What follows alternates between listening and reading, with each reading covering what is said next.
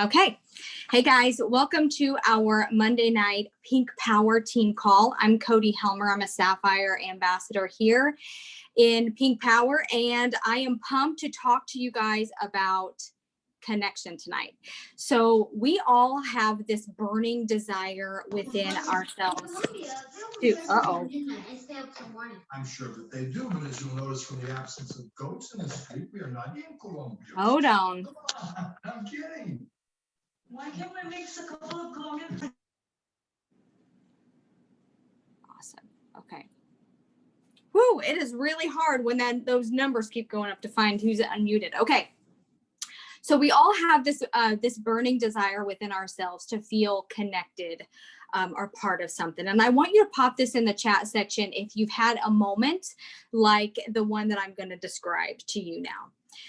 I went to my first convention as a Jewel, which was crazy. And I remember walking into this arena and kind of looking around at all of the people. There was 10,000 people, and this overwhelming feeling of just being part of something way bigger than what I even realized in growing my business to a Jewel size business. And I just remember feeling so just overwhelmed with belief. Like my belief grew a million times just in that moment, just feeling like I was part of something so huge. Have you guys had a moment like that? Maybe at a Plexus event, convention, maybe like me, maybe you went to headquarters. That was another one. Going to headquarters, I felt the same way, just part of something and something so amazing, and it changes you, right? It changes you. So being part of a culture and a community is really important, and we crave it. But being able to effectively connect with people, it's a skill, guys. It's a skill, and just like any other skill worth having, it's going to take practice. It's going to take intentional growth in, and like any other skill or strength also, we all come into this at different levels of it, right? For me, I started at the very bottom on this particular topic, and I had to learn how to care. And all of the things that I'm going to share with you guys tonight are things that I've had to learn by doing. I've had to learn by reading books and growing myself in that way. But it wasn't because I didn't care about people. I had to learn how to care because of my personal issues. You guys know, most of you guys know my story. I come from a really funky past that caused me to have a lot of anxiety and things. So I spent most of my life hiding from people. So I never developed that skill of like effectively communicating with people and connecting and being a good friend, as sad as that may sound. All things that I had to learn. So just like I had to learn it, if this is not necessarily your strength, I hope that some of the things that I share with you tonight will help you feel more confident and at least empower you to get out there and learn what you need to learn in order to become better at this, because it is so important. And that's kind of what I'm going to share with you guys tonight is, one, just how important or why it's important to be able to connect with people well. And then I'm going to share with you guys some really cool nuggets that I have kind of picked up along the way that have served me well in my life and in my business. And we'll elaborate on some of those. And then I'm going to share with you guys some practical tips on how you can use some of the things that we talked about in growing your business. Okay.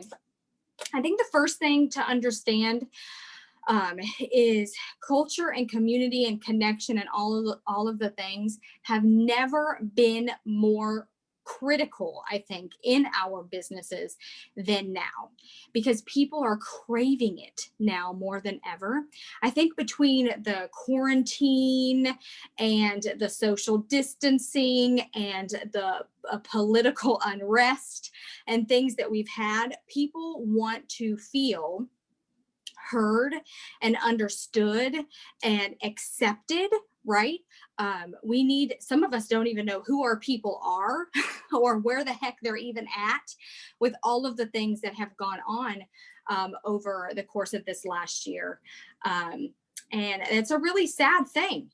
And so I need you to understand that this is more important for you to understand and grow in and implement into your life and into your business now more than ever.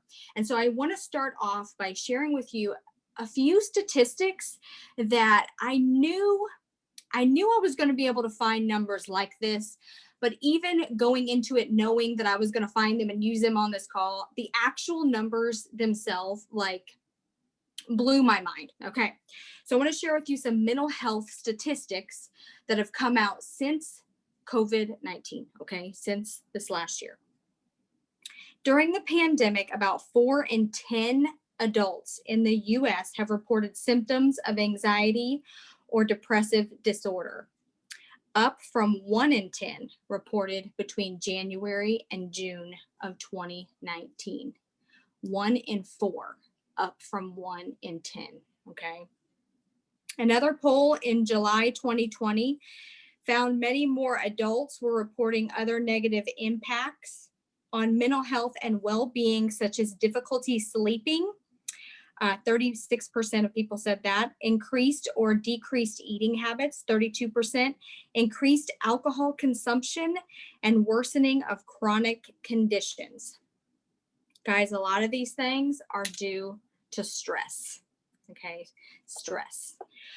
We know stress is a killer. Dr. Carolyn Leaf, in her book, Switch on Your Brain, says between 70 and 90% of all illness and disease come from our thought life. And when she says thought life, she's talking about stress. Okay. Just amazing.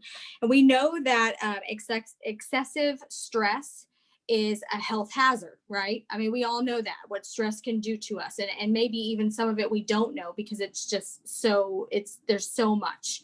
And we know what our products can do to help us with stress. We know that 90% of our feel-good hormones come from our gut health and all of the things, and we've got the products. But what we don't talk about often enough, I think, is how stress affects us and our ability to work. Okay. It affects our ability to do a good job. All right. So here's another couple of things to think about. Some more statistics here. Stress makes people 3 times more likely to leave their position. It impairs strategic thinking, dulls creativity, and lowers productivity. High stress environments put us in a fight or flight mode, but culture, community, and connection have been proven to lower stress hormone. I'm going to share with you a story that Dr. Henry Cloud shared at Super Saturday. And it's a story about the monkeys. If you've heard it, you love it. And if you haven't heard it, I'm going to share it with you now. So there was a study done on monkeys. If you love animals, it's okay to feel bad for the monkey. I did too. But they did this test on a monkey. Okay, they took its baseline health report. So they took his blood, they measured his like heart rate and like all of the things, and had a baseline of where this monkey was at, just in normal circumstances, normal, healthy monkey. So they have this monkey in a cage and they create chaos around this monkey. There's like loud noises and the cage is shaking and lights are going off and all this crazy stuff's happening, and the monkey freaks out, right? Obviously, the monkey is freaking out. They test the monkey again while he's in this panic, high stress mode, and they find his stress hormone levels are extremely high, right? That's the way that it works. So they keep all of the chaos and all of the things happening, and they only changed one element. And that element was they added another monkey to the cage. When they added that other monkey to the cage, they tested the monkey again, and his stress hormone levels dropped by 50%. In the same circumstances, the only difference, they added another monkey. Stress hormones down 50%. Okay. That, guys, is an example of the power of the other. And you guys all have that ability to make that kind of difference in the lives of the people that you guys are touching daily, right? So how does this then correlate into your business? How is this going to help you in your business? It's very simple, guys. The happier your organization is, right? The less stress in your organization, the better your people are going to do, right? The more likely they are to continue with their products, the more likely they are to come to you with questions, the more likely they are to listen to you when you offer advice on the products or with the business or whatever, the more likely they are to get involved in things that are going to make a huge difference in their business and their life, like getting on a Monday night team call, or taking part in book club, or maybe the more likely they are to share the products with other people, right? And get involved and excited. Okay. So this is the definition, and I've seen somebody just put it in the comment section, but this is the definition, guys, of the saying, culture eats strategy. Culture eats strategy. That is what we're talking about here. I have seen people who have, and this has happened in my own business, but I've seen plenty of teams who have gone through a season, a difficult season, and had their culture and community carry them through that season virtually unscathed. Just like community, being part of a church or having close friends or whatever, can carry somebody, an individual or a family, through a turbulent time in their life. It's the exact same theory, okay? So your business thrives and depends on your culture and your relationships, okay? Now, if y'all know something about me, you know I love a good nugget, okay? I love me a good quote. I love my one-liners. I've got notebooks of these things all over the place. So I pick up these little things, and I wanted to share a few of my favorites that kind of go along with this topic tonight that I thought could add value to your journey also. Okay, so I'm going to share some of my nuggets with you. Okay. All right, nugget number 1. Nobody wants to be sold to, but everybody wants to be helped and valued. Now, I loved this one, particularly for my friends out there who are so worried about being salesy that it literally stops them in their tracks, right? It's all about perspective, guys. You're going to flip that thought into an understanding that everybody wants to be helped and valued. So instead of going out there with the thought of, I don't want to be salesy, or I don't want to sell to this person, you're going to go out there and you're going to say, I'm going to help and serve as many people as I possibly can today. People love that, right? Everybody wants to be helped and valued, all right? The next one, everyone is walking around holding an invisible sign that says, make me feel important.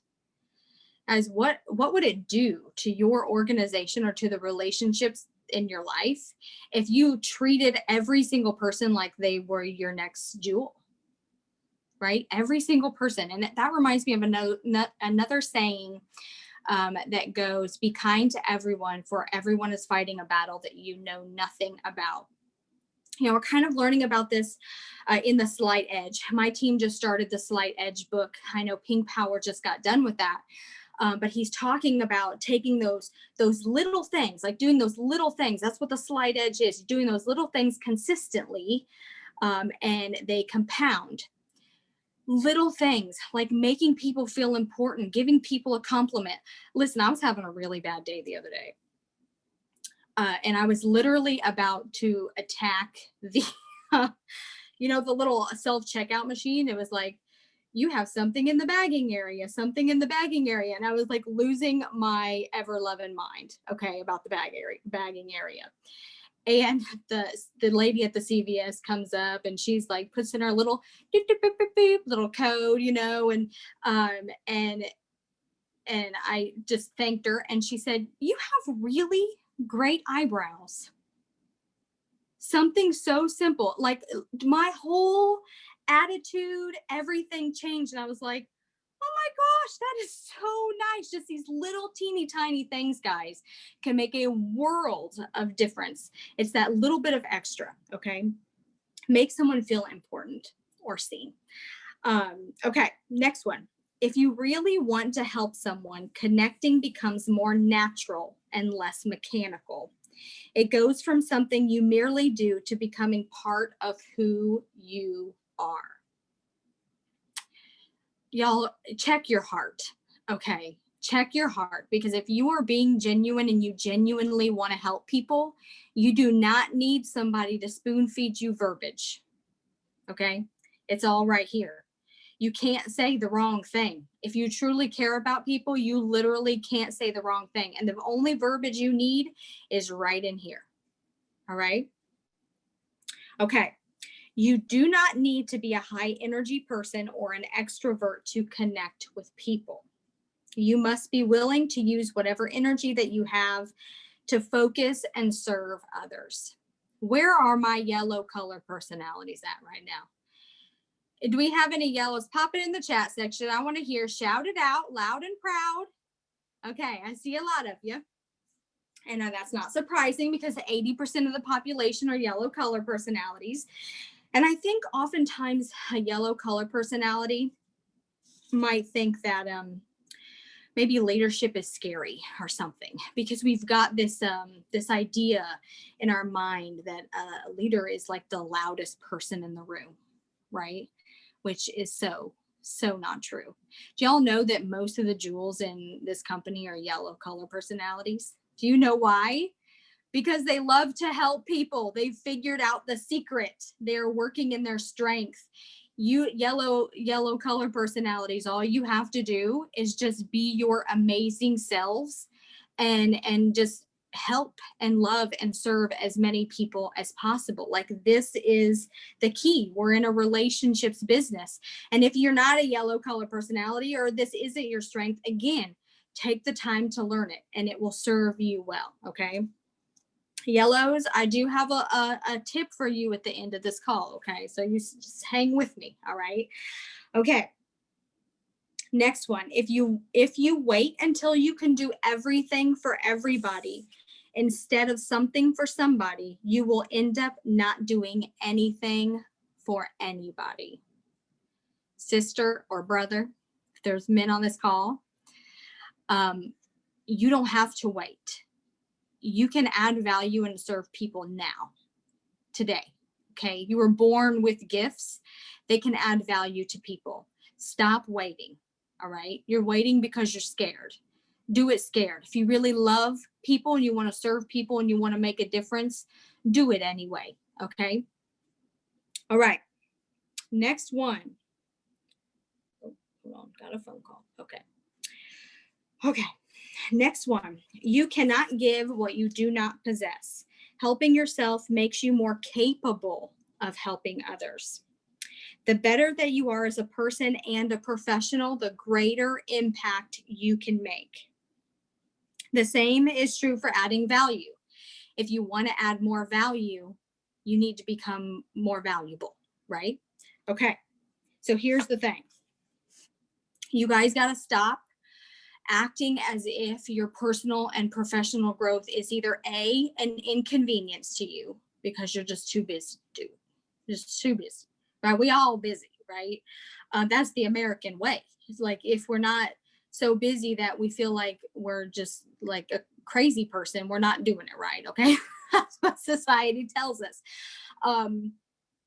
But you got to stop thinking of your personal and professional growth as an inconvenience, or the opposite. Maybe you're thinking of your personal and professional growth as something that's selfish.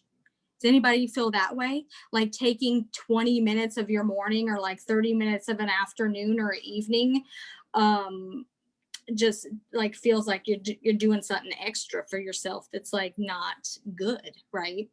Guys, this is your personal growth and your professional growth is necessary. If you want to make it in this business, you have to serve a lot of people. And the better you become, the more people you can serve, the greater impact that you can make. And your income is a direct reflection of your impact. Okay. So that is necessary. Personal and professional growth is necessary. And it really should be a non-negotiable. Okay. Okay. Oh, wow. Okay.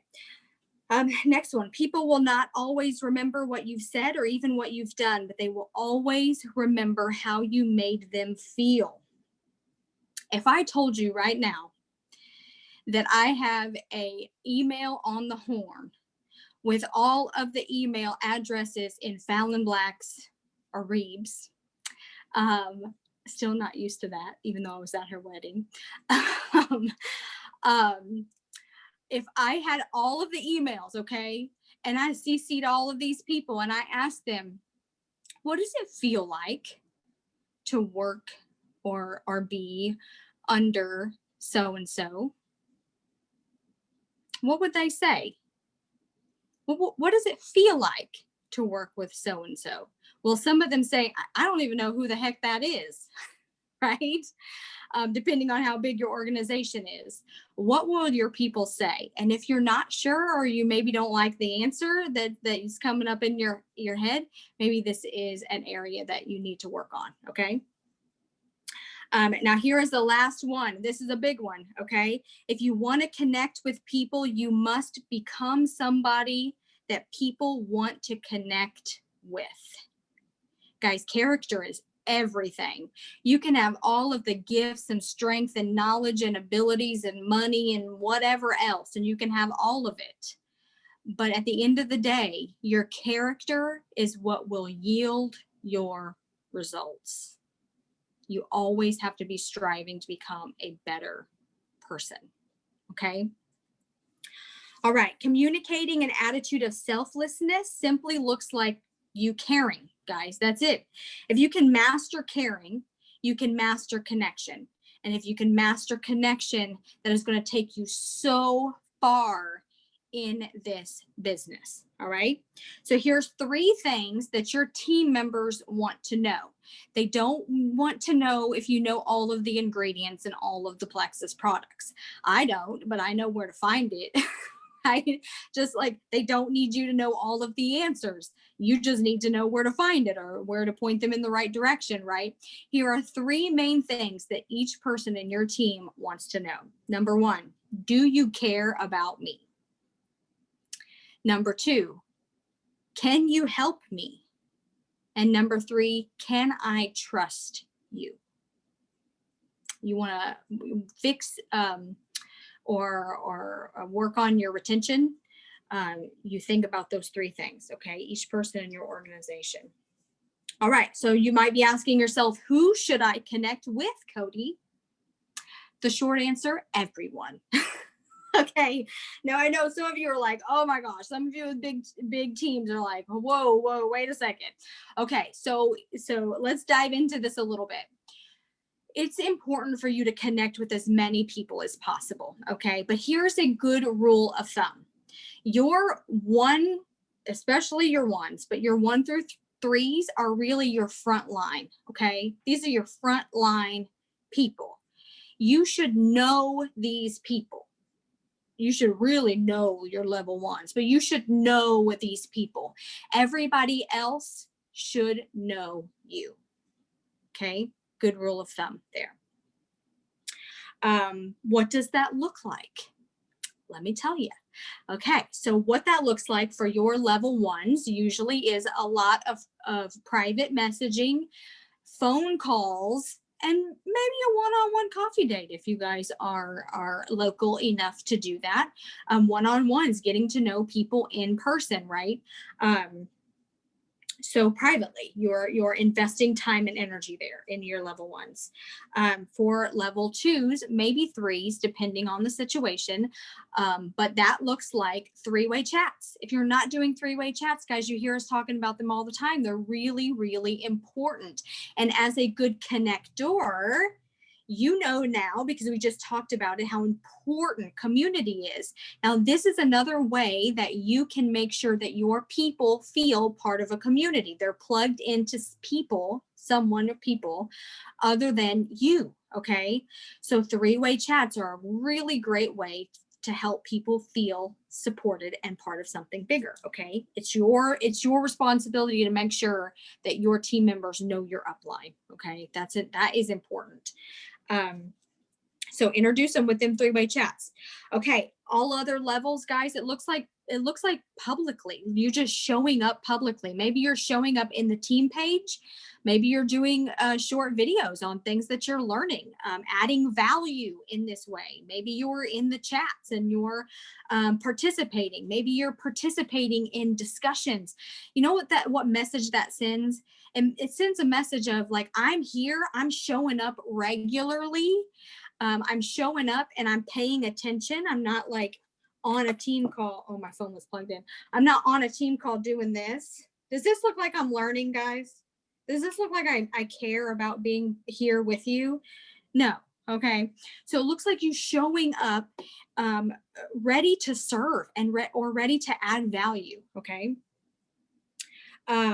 In person team get-togethers. You know, there are some teams that do this quite often. Maybe they've got a nice local team. Brittany Howard's team does things like this, and they're like having pool parties and picnics and pitch-ins, and it's just like the coolest thing ever. That is a really, really great way to create culture and friendship and relationships. And remember, people are really, really craving that. If your team, your team dynamic doesn't necessarily allow that because you're spread out or whatever it is, maybe a Zoom coffee date, guys. We're not talking about recreating the wheel and doing your own trainings. Like, you have that. We're talking about ways that you can just connect with people and build relationships in a positive way. Okay. Zoom. Okay, I already said that. Email blast. Guys, you have your entire organization's email addresses in your back office, like at your fingertips, right? Super simple to copy and paste email addresses and shoot out an email blast.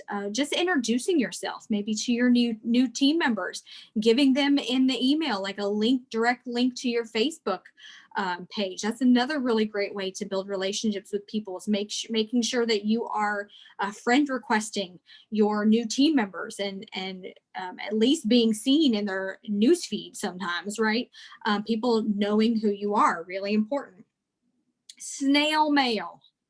Guys, whatever happened to snail mail? Anybody else out there, like when you get something in the mail that's not a bill, like something, you get something fun in the mail and you're just like really excited about it, right?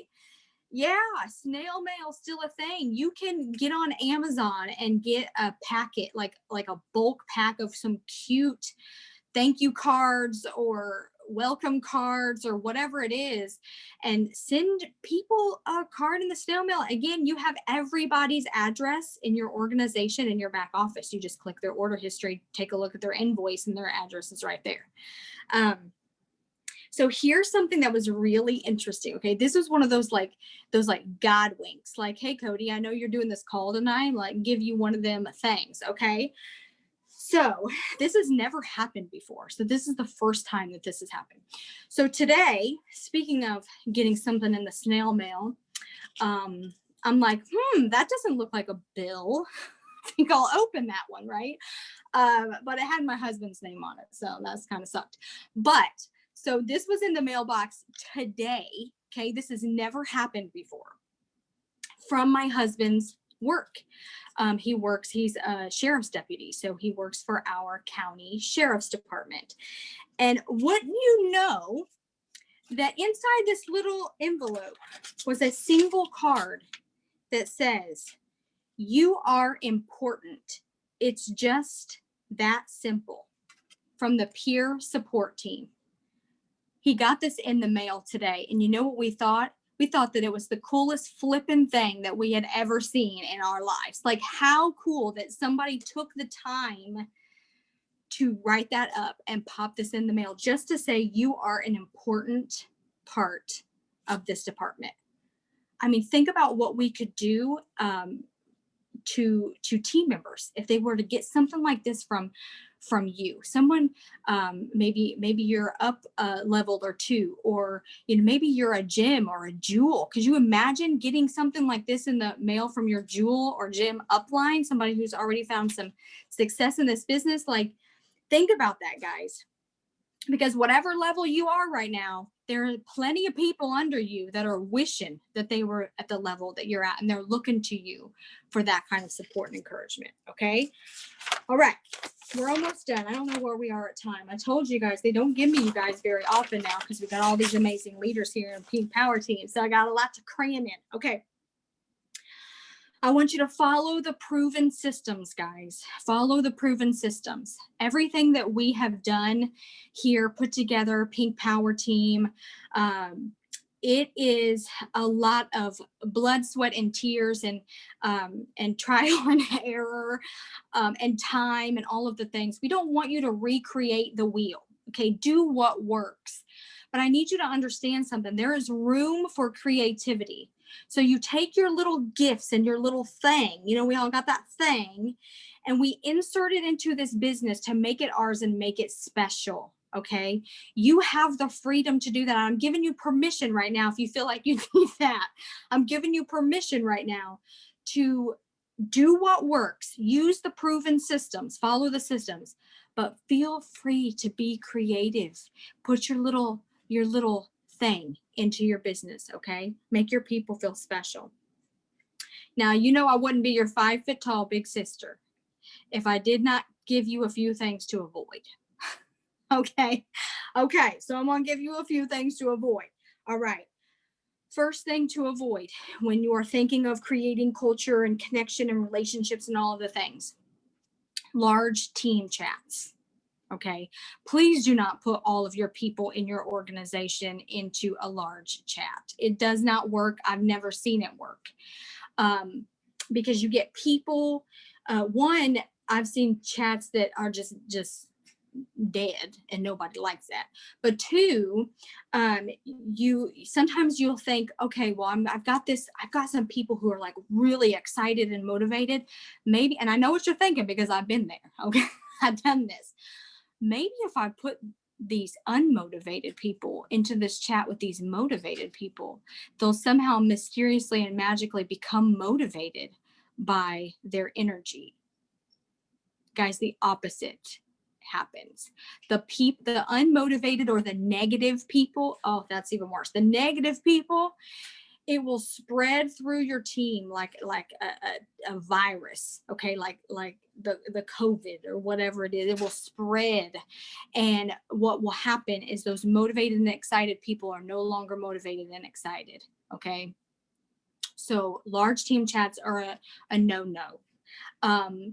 I think with the exception, and I'll just add this, maybe the exception is somebody who is seasoned, who has been, who has rank, who knows their people really, really well, is very careful about who they put in this chat, and also not only lays down ground rules, but is ready and willing to enforce them to protect their team. That is the only time that I think that could work. Okay. So just avoid large team chats. Just do that. Okay. All right. Next thing, your own team page, guys. I've never seen it work for anybody. And I'm going to tell you, I made a mistake early in my business. Now, I always keep it real with you guys. I made a mistake early in my business and I created a team page, and guess what happened? The team page was deader than a daggone doorknob, and nobody liked that. Okay. So I apologized personally to all of these people, and I put them back in Pink Power Team. I think I was a gold ambassador. It didn't work out. Even as an emerald, I hit emerald, but I came into emerald the first time with a very shaky business. Okay. But I thought, I'm a jewel. I have to have my team page, right? It's really important. I didn't have the manpower. Okay. I had the people, but you have to have the leaders, and not just leaders. You have to have leaders who are willing to share their gifts. Okay. It takes a village to create a team page that is engaging and exciting and fun and has all the info and the systems and all the things, right? It took me years. So don't recreate the wheel. Keep with your big team as long as virtually possible. Okay. And I remember I told you yellows, I was going to come back. I was going to circle back on something. Okay. So this is what I want you to avoid too. I want you to avoid this team call as permission for some of you guys to live in your comfort zone of building relationships. Okay. There's two kinds of people in this business. I'm going to put you in a bucket. One, people who love building relationships. They thrive in connecting with people. They love it, and they avoid their IPA because it's uncomfortable, right? Or people who love to work and they love to do their IPA and kick butt, but maybe building relationships and connecting with people is what makes them uncomfortable. All right. I'm talking to you, to those of you who love to be in that comfort zone of just connecting and building relationships. And I don't want you to use this as permission to stay there, because you have to have both. You have to find a way to do your IPA daily and consistently and grow in your ability to build relationships and create good relationships and team culture within your organization. Okay. So that is really important. That was your 5 foot tall big sister disclaimer, because I love and care about you, and I don't want y'all to see, I don't want y'all to struggle in your businesses. Okay, so here we go. This is it, because we're over time, I know, and I appreciate you guys sticking with me. Book recommendations. One is How to Win Friends and Influence People by Dale Carnegie. I've read this 5 times. Okay, I told you I needed to grow in this area a lot. And so that is a really, really good one. It's going to teach you how to build influence and connect with people and build really good relationships. The next one is Everyone Communicates, Few Connect by John Maxwell. That's going to kind of explain how, 2 people can be put in the same room and somebody is able to connect with people better than others. And then The Traveler's Gift by Andy Andrews is just a really, really excellent book about building good character, if that's something that you feel like you need to work on too. Okay, guys, again, thank you so much for hanging out with me. We are a little bit over, but I do appreciate you allowing me to hang out and share my thoughts. And I love you all so much. And I appreciate you for sticking it out with me. All right. Have a good night, guys.